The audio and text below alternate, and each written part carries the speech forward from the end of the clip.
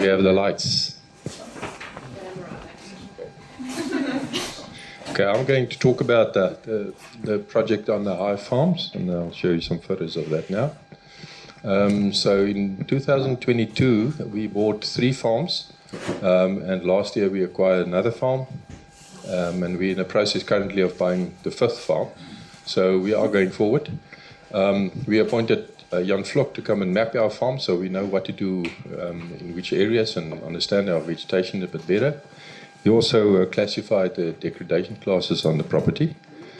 That's the properties that we bought in 2002, that we bought last year, and we're in the process of buying this now. But I just heard on Friday they want to upscale it even further, so maybe next year there will be a few extra patches around here, which is good news for me.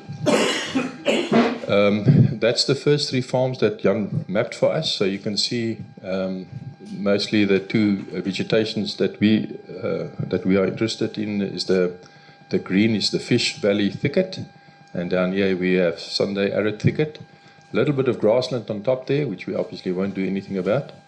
And then the pinkish color is the double drift Caroid Thicket, which is quite a challenge now to restore that, and maybe, Adrian, next year we can give a talk on our workshop we had there and come up with some ideas how to look at a vegetation type that's very occur in pockets or in clusters. How do you restore that? Because you don't want to go and plant spectrum in areas where it never belongs.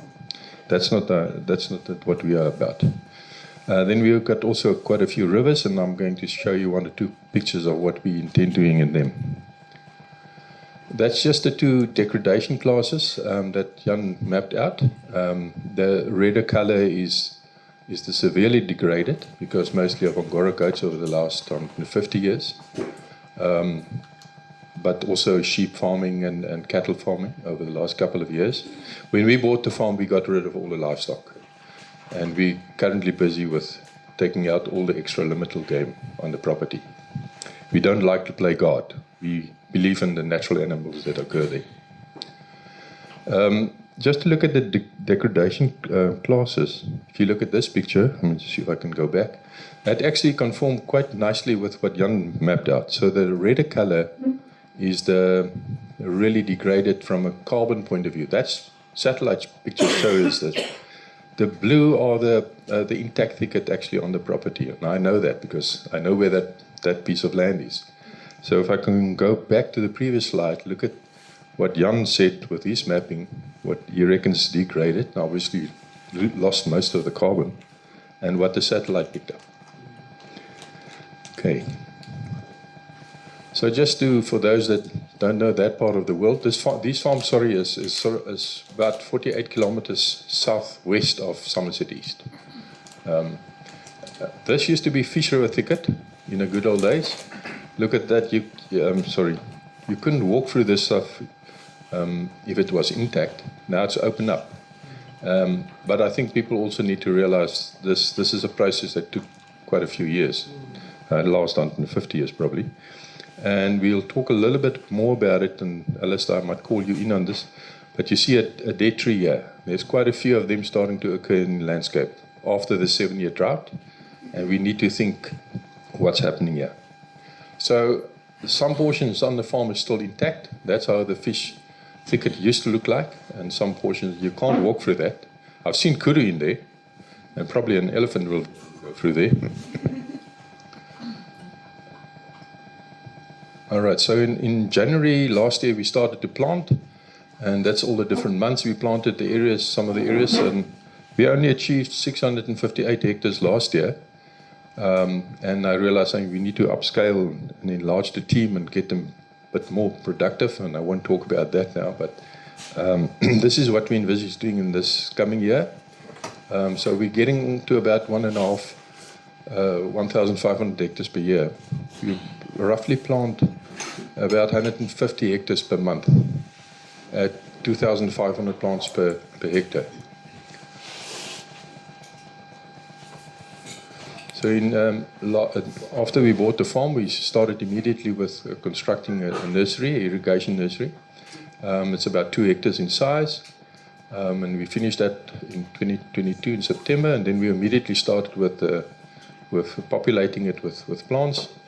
And by the 19th of March this year, we had 1.8 million plants in that nursery. And the reason we stopped, we didn't have any more cavities to plant. That's not the first time it was completely filled. So it's about, I think, the second or third time that we completely fill up the nursery and then plant them out in the bush, in the veld. So here's some of the lessons we learned. And people that want to go with a rooted cuttings, you really need to come and learn a few valuable lessons. Don't make the same mistakes as what we've done in the past. So my thinking nowadays is only to plant in the nursery with the entire team during those months. The reason why October is there, I need enough plants to carry me through to the hot summer months.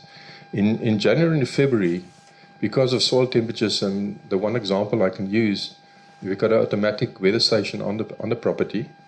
And last year in March, we had air temperatures of 38 degrees.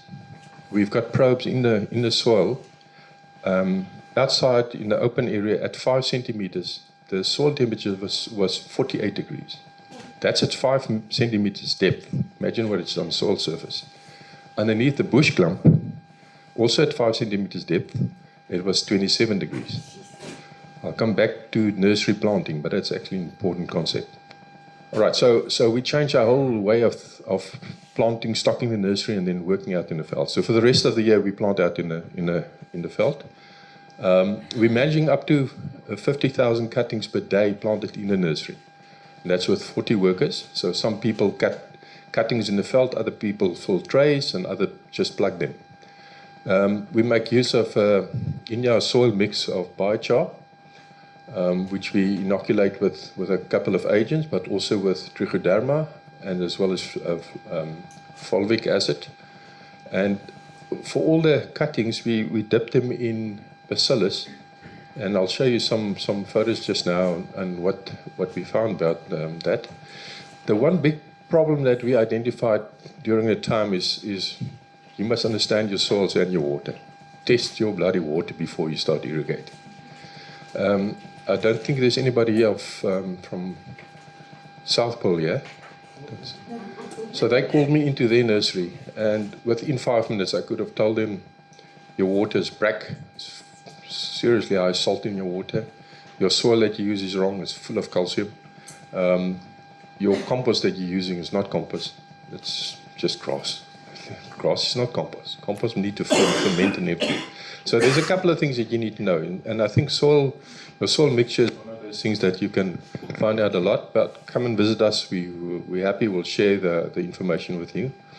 Thanks to Alistair, he made me aware of all the calcium carbonate in the soil. So we're selecting soils far away from where we got too much of the skulk in the soil, because that ups your pH.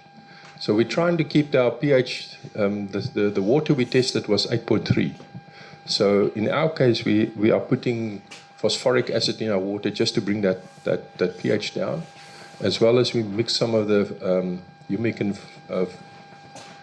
fulvic acid into the soil mix just to bring the pH slightly down. Let me continue. So we also, because you can't believe the amount of soil that you go through in the nursery. If you plant 1.8 million plants and each little plant uses 90 cc's of soil, you go through quite a bit, and you have to automate your system. This is a Buckle design with a Briggs & Stratton engine there, and it's running around and doing all the sifting. We wasted far too much time with the sifting process. But also with your soil mixing, and these machines mix it much better than what people with a spade can do. It's actually an old compost mixer, I think.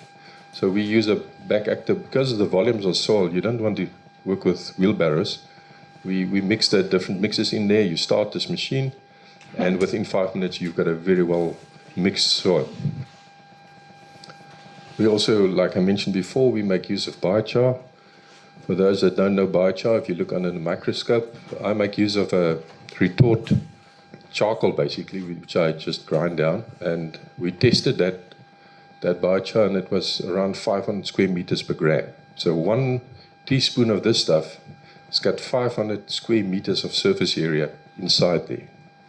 And that helps really to absorb, and it's a fixed carbon, so it can't break down in the soil. But it's the habitat for all your microbes. So it's just I provide a house for all my microbes. Then we inoculate it with 3 products. One of them's got 32 microbes in them and some organic fertilizer. We don't use any chemicals in this nursery. These are the 3 products that we use to inoculate the biochar. Please don't use biochar straight away into your soil. It will absorb all the good stuff in your soil, and only after about 3 or 4 weeks start giving back to the plant. So your plant might look quite bad. So you have to enrich the biochar first. Then we've got a special soil mix, and we sort of tried a few different ones, and I think this is our best one up to now, where we mix 70% red clay soils, good manure-based fermented compost, biochar, and a bit of sand. The sand is just to make the permeability of, if you irrigate, you want good filtration through your profile. Otherwise, and you don't want too much sand, because then when you transport your unplugged plants to the veld, you start losing soils from your roots. So this is the best sort of mix that we came up with. This is inside the nursery now. The guys are seriously plugging away there. You can see the guys are plugging. The people at the back there, the soil mixing and the soil filling taking place on the side. And from the beginning, we tried these 2 cavity sizes to see if there's any difference in if a larger cavity will improve your growth. And unfortunately, these trays are not solid, so you only can use them once or maybe twice. They too, where these ones are rigid and you can use them over and over. But so far, I'm very impressed with the results of these plants. So if you think of carbon farming, we're farmers now. You need to think of production. And where we started to plant first in January, the way we planted these big cavities, those plants are definitely doing better than the smaller cavities. And if you can get that from year 1, that your plant starts growing faster, in the long term, that might be a lot more. So we actually need to measure in the long term what the difference is. The problem is just this takes a lot of soil and effort and money. So there's the 2 differences between the soil cavities. This is the bacillus. So the one on the left is with bacillus. The one on the right is without bacillus. They were planted 2 days apart this year. So you can see what's nice about the bacillus, how there's fine root systems. It's a lot of, if you look under the microscope, you will even see a better result. And just a close up to that. So you can even see the biochar little nodules in here. So that's the biochar. All right, the one thing we realized in the beginning, put your trays straight on the ground without plastic, and then they grow right through, and you can't pick up your tray. So, and if you use plastic, go for the 500 micron. Don't play around with 150 and so on. They don't last. These things are UV protected, and they last for years. Okay, then planting out in the veld. Currently, we're reaching targets of 18,000 plants per day, and we hope to do that for 9 to 10 months per year. We plant right through the winter months because they can survive the cold if you stay away from the low-lying areas. Frost is definitely a problem in the low-lying areas. We notice quite a bit of frost damage to some of the plants where we planted in old lands on alluvial soils next to the rivers. So be careful. And then, avoid trying to plant in January, February. I'll just show you a picture now. The extreme heat is just killing them. All right, so this is the trays. We unplug the plants in the nursery, and we transport it on a tractor or low bed to the veld where the plants teams are planting them. We then pack them into these carrying bags, which carry these guys are the runners. They take the plants to the planters. We've got one guy with a pick, and the planter behind him with a little spade, one of these garden metal spades. And they just make sure that they plant it deep enough so the plants get rooted well. You don't want to go to all this effort and then don't plant your plant correctly. Okay, that's my pinky. Might be krom and skeef, but it's mine. So what we realize is don't go for the thinner. You get a lot of, especially after good rain, you get all these nice red new growth. Don't go for them. They're not solid. Go for at least pinky to finger size. You can't go much bigger than that because of the cavity restrictions. So that's the limiting. The bigger the better, but you can't go too big in a little tray like that. So from now on, we actually only cut things from in sort of that diameter. Here you can see these are Nick. I think this is still your photos. What happened to the plants in February? And you can see it's also quite a thin plant, but they completely dry out. They get cooked and dry out on the bottom section. So these plants, don't waste your time in those. And also it's good for your workers not to work in January, February. Then everybody's in the nursery. We at least got some shade cloth. So it's a human thing to do. All right, here's your other problem. Best impala is a dead one. For some reason, they pull out the plants. Or damage them in this way. So we're currently in quite a mission to get rid of them. That's not so easy. All right, we also, just from a biodiversity point of view, we're also propagating a lot of tree species that we collect the seed locally, and we in future going to plant it along the riparian areas. A lot of sarsius and so on. We also make provision for the future where we cut big truncheons and we irrigate them, and that's for future harvesting. I mean, currently the guys go up into the mountains to go and harvest these cuttings. I want to harvest much closer to also make more productive. So this was an old irrigation land, so we just make it now a harvesting production site. With living lands on the property, they help us with looking at the water and doing some ponding. And in future, I want to build a couple of these things to regenerate. A lot of these rivers are in size by 2 to 3 meters. And by trapping the sediments, you can see how nicely it looks above here. And this wasn't done by me, but there's quite a few of these structures on the farm already. And I think we can achieve a lot by putting some more to hold back water and to trap sediments and to regrow some of these areas. Get your hydrology back into a functioning system. Then the old trees dying. I think we need to talk about that later maybe, but that's quite a concern. And what I said to you, Richard, earlier, there's a lot of topsoil loss here, up to 0.5 meter to 750. And I think that's the exposed roots that might be part of the problem. The whole carbon, and I'll ask maybe to talk about it later. Also, what we notice, eland is a bugger in this landscape. I don't think eland ever stayed permanently in these landscapes. Remember, these farms are fenced in. And if you see the damage they cause to some of these trees, I need to get rid of them. Okay, this is not my talk. Alison, can you give us some context on this? Japie, is it time? How much time have we got? A minute. Well, I think I'm going to present this at next year's forum because this is really cool data, but it needs more time. Okay, I'm almost done.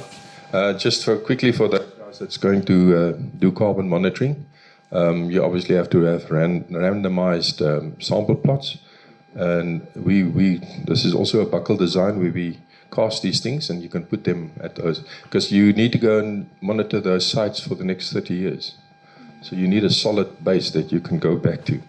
And then lastly, just because Richard, he was part of this, I think, we started with the NRM program where we start planting trees in Cambria area. That was 2004. That's Christo Marais standing here planting the first trees. That's Christo's car. That is in 2014, 10 years later. And then lastly, you can even pick that up from aerial photographs or the Google Earth images. This is a 2020 date, but you can clearly see the area that was planted. Thank you.